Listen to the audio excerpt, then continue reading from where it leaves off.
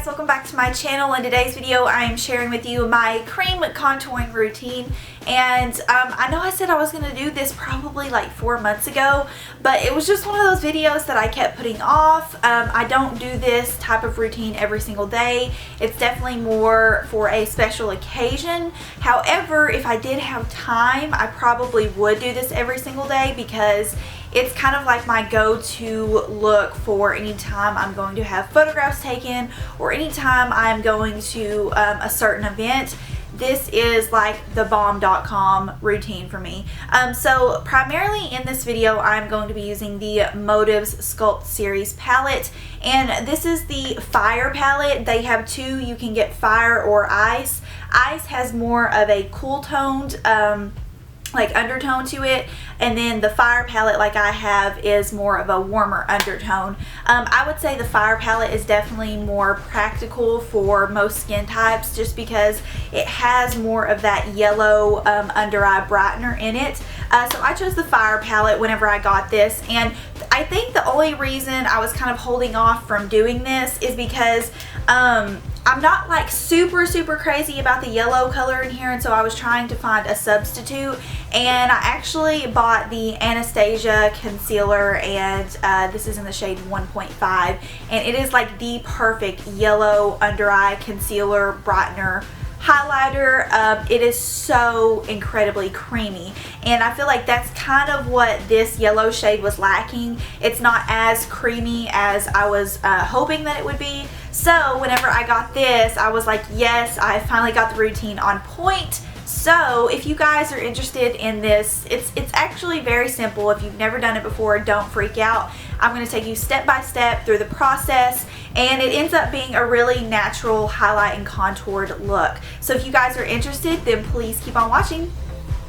It's definitely essential that you pull your hair back for any type of cream contouring routine, just to ensure that your hair or any flyaways does not mess up the entire process. I also like to use an under eye cream beforehand because we will be working with a lot of semi-heavy under eye products, and it's very easy for those products to look very dry and cakey if your under eye area is not properly moisturized. So I like using the Neutrogena Rapid Dark Circle Repair. It's a preventative treatment, and it's also a really good moisturizer. I also like to moisturize my face, and I like to use a very emollient moisturizer. This is the Benefit Total Moisture, and it's a very thick cream. If you do have more of a normal to combination or even oily skin type, you can use your regular lightweight moisturizer, but I do find that the more hydrated that my skin is, the better that the end process or the end result is. I do recommend using a primer for any type of cream contouring routine. It's definitely going to help your foundation and your contour last longer. I'm using the Bare Minerals BB primer, but you can just pick your favorite from your collection.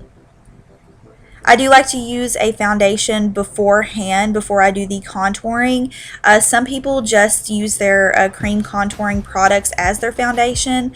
I prefer to use a really light layer foundation beforehand because I think that it just gets rid of any light imperfections and does give your skin you know, more of an even texture. So I'm using the Nars All Day Luminous Weightless Foundation, and I'm using that on a beauty blender because that's going to ensure that I get the lightest base as possible. For my actual contouring palette, I'm using the Motives Sculpt series palette in the shade Fire. It has 2 highlight shades and 2 contour shades. I am also going to be using the Anastasia Concealer in the shade 1.5, which is a really pretty creamy yellow under eye highlight. To start out with, I'm picking up the yellow highlight in the Motives palette, and I'm using that on a Sonia Kashuk pointed foundation brush. And I do like to use a brush for the highlighting process because it's a little bit more precise than using a beauty blender. You definitely get more of a controlled application. As far as the placement goes for the highlight, I do like to place it in that triangular shape underneath my eyes. I don't like to go past the end of my nose. I try to keep the highlight up as high as possible so it looks very lifted.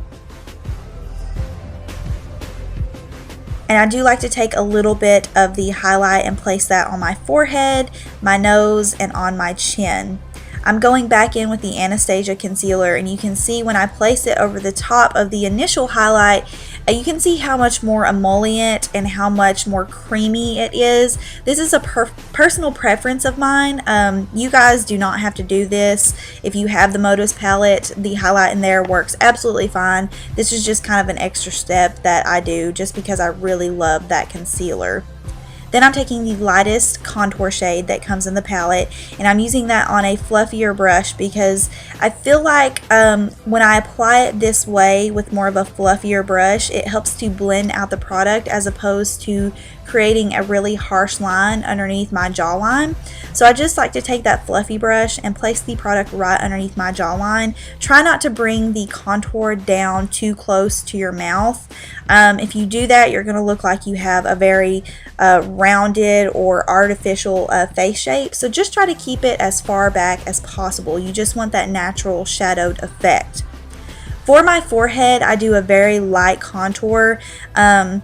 I know a lot of people like to do their foreheads very heavily with contour. I don't really find that that looks the most natural on me, so I just do a light sweep of the lightest shade from the contour palette on my forehead, and I also like to take a little bit underneath my jawline just to give that slimmer appearance. Sometimes I like to go back with the highlight shade and fill in any areas that I might have missed. So I'm just reapplying a tad bit to my forehead and also a little bit around my nose area.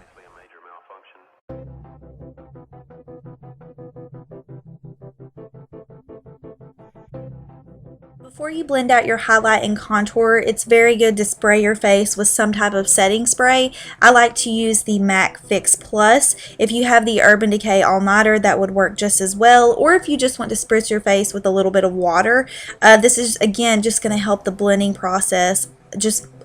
It makes it so much smoother. I cannot stress to you guys how much easier it is to smooth out your highlight and contour when you have some type of mixing medium on top. So basically all I'm going to do here is use my beauty blender. I really don't have to use any other tool for blending these products out. They're so smooth on their own, but you do want to make sure that you blend out your highlight first. Of course, if you go in and blend out your contour first, you are going to have a hot mess. Your contour is going to be everywhere when you try to blend out your highlight. So just make sure all your highlighted areas are blended before you go in and blend your contour. So here I am switching sides and moving to the bigger side of my beauty blender, and that just helps to evenly disperse the product and make it look a little bit more blended. And I'm just tapping back and forth very lightly, and I do a really light contour to start out with. That way if I want a little bit more, I can go back in and add a little bit more contour after I have everything blended out. It's always good to start out lighter. That way you can go back in and add more product if you feel like you need to.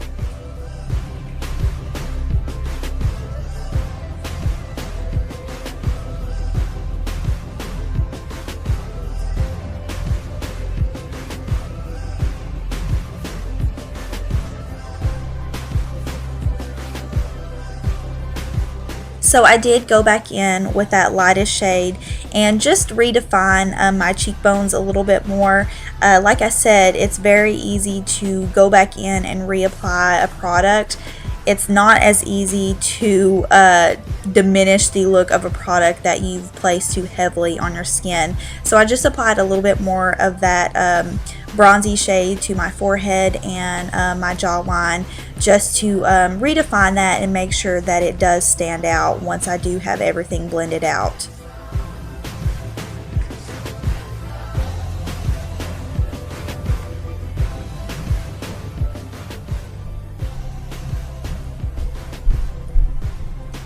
So after you've blended everything out, it is time for the actual setting process.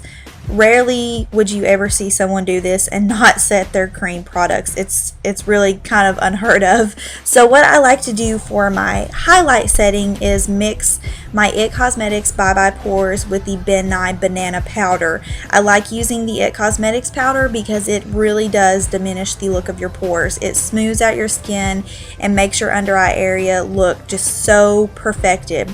And I like to mix it with the banana powder because the banana powder keeps with that yellow undertone. It keeps with that very brightening and highlighted effect, and the two together make a really perfect combo. I do also like applying a little bit of my MAC Fix Plus powder because it adds just a light sweep of coverage. And if you have this powder on its own and you don't have those other two products, that is completely fine. The powder works fine on its own. And to redefine my contour, I'm taking the MAC Mineralize Skinfinish in Gimme Sun. And I know a lot of people really prefer that cool, ashy contour. On me, that just looks very muddy. I much prefer a really warm, natural, contoured look. I don't know what it is, but any type of gray product around my cheekbone, it just looks very artificial. So if you feel like a more gray or slate colored contour looks better on you, just go with the flow, do what you feel. I'm just, showing you guys my process, and I do feel like a warmer look just looks a lot more natural on me. Since I do have a very strong contour, I don't like using a bright blush, so I'm using Tarte's Amazonian Clay Blush in the shade Buff. It's a really pretty nude shade, and it almost looks like I don't have anything on my cheeks, which is what I really like. And for my highlight, I love using the Mary Luminizer from the Balm. It's like my all-time favorite. Can't kick it. It will probably always be my favorite.